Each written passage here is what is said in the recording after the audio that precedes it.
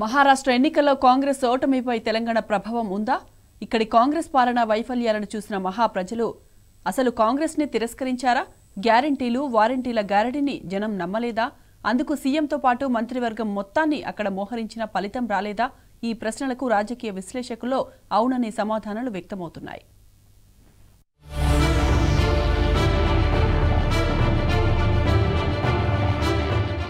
మహారాష్ట్ర ఎన్నికలపై కాంగ్రెస్ ఓటమిపై తెలంగాణ ప్రభావం ఖచ్చితంగా ఉన్నదని రాజకీయ విశ్లేషకులు చెబుతున్నారు.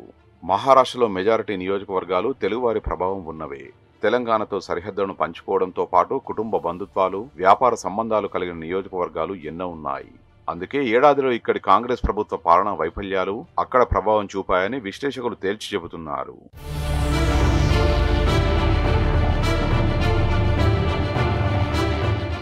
మహారాష్ట్ర ఎన్నికల్లో తెలంగాణలో కాంగ్రెస్ ప్రభుత్వం ప్రకటించిన గ్యారంటీలపై జోరుగా చర్చ జరిగింది.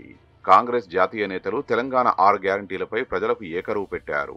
తెలంగాణ సీఎం మంత్రుల ప్రచారాల్లో వీటిపైనే దంచుకొట్టారు. తెలంగాణలో ఇచ్చిన మాట ప్రకారం 6 గ్యారంటీలను అమలు చేస్తున్నామని గొప్పలు చెప్పుకొచ్చారు.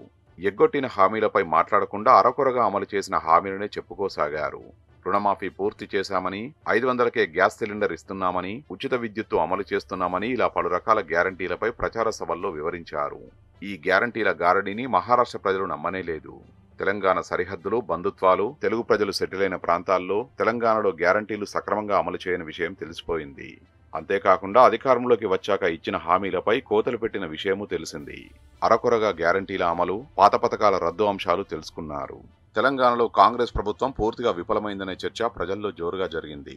ఈ కారణాలతో అక్కడి ప్రజలు 6 గ్యారంటీలను, తెలంగాణ నేతల మాయమాటల్ని పట్టించుకోలేదనే అభిప్రాయాలు వ్యక్తమవుతున్నాయి.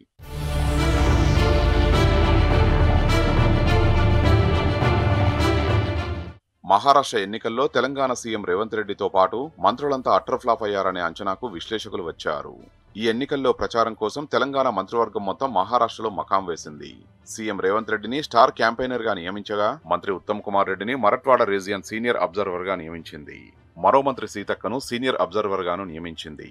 వీరితో పాటు మంత్రులు పొన్నం ప్రభాకర్, పొంగులేటి శ్రీనివాసరెడ్డి, కోమటిరెడ్డి వెంకటరెడ్డి, తుమ్మల నాగేశ్వరరావు ఇలా మంత్రులంతా మహారాష్ట్రలో ప్రచారం చేశారు. రోజుల తరబడి అక్కడే ఉంటూ ప్రచారంలో పాల్గొన్నారు. తెలంగాణ పథకాలు, 6 గ్యారంటీలపై విస్తృత ప్రచారం చేశారు. అయితే వీరి ప్రచారం ఫలించలేదు.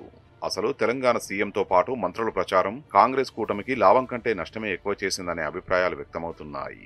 తెలంగాణలో పాలనలో విఫలమైన నేతలు మహారాష్ట్రకు ఏం చెప్తారని అక్కడి ప్రజలు విశ్వసించలేదు. ముఖ్యంగా వీళ్లను చూసే మహారాష్ట్ర ప్రజలు కాంగ్రెస్ కు దూరంగా ఉండాలనే నిర్ణయానికి వచ్చినట్లు విశ్లేషకులు చెబుతున్నారు.